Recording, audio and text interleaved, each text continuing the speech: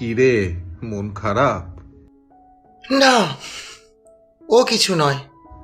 তোকে তো বলেইছিলাম সেদিন, প্রতিবাদ করতে গেলি কেন? বলেছিলাম তো প্রতিবাদ করতে যাস না। কিন্তু চোখের সামনে অন্যায় দেখে প্রতিবাদ না করে কি করতাম বলতো? আরে বাবা, চুপ করে থাকতিস। প্রয়োজন পড়লে সেই জায়গার থেকে বেরিয়ে যেতিস।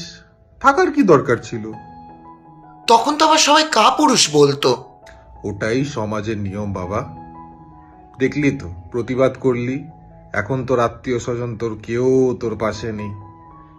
কেমন আছিস সেটারও কিন্তু আর খোঁজ নিচ্ছে না। প্রতিবাদ করলে এমনই হয়। ভাবতে সত্যিই অবাক লাগে, যে মানুষগুলো আগে চোখে হারাতো, ওই একটা প্রতিবাদ সব বদলে দিল। আসলে কি বলতো, সবাই না দমিয়ে রাখতে চায়। সবাই নিজে সম্মান পেতে চায়, আমাকে সম্মান দাও। কিন্তু সম্মান পেতে হলে যে সম্মান দিতে হয় সেটার মনে রাখতে পারে না। জানো, যাদের বন্ধু বলে নিজের অভিমানগুলো প্রকাশ করি, খারাপ লাগাগুলো মুখ ফসকে বেরিয়ে গেলে আজকাল তারাই ভুল বোঝে, উল্টে আমাকেই দোষী সাব্যস্ত করে। এতে কারো দোষ নেই বাবা, খুব স্বাভাবিক ব্যাপার। সবাই আজকাল নিজেকে নিয়েই ব্যস্ত থাকে। যতটুকু সময় পায় নিজের আনন্দ ভালো লাগা নিয়েই বিহল থাকতে চায়। তাই হয়তো তোকে এন্টারটেইন করতে চায় না।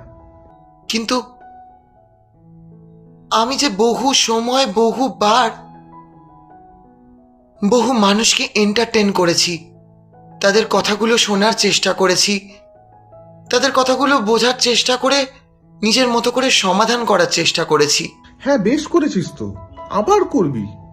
সবাই পাশ ছেড়ে চলে গেলে কিংবা তোর যখন মন খারাপ লাগতো আর সেটা বলার জন্য তুই কাউকে পেতিস না বা তোর সেই কথাটা কেউ শুনতে চাইতো না, সেই কষ্টটা যেমন তুই অনুভব করেছিস সেটা তুই অন্য কাউকে পেতে দিবি কেন?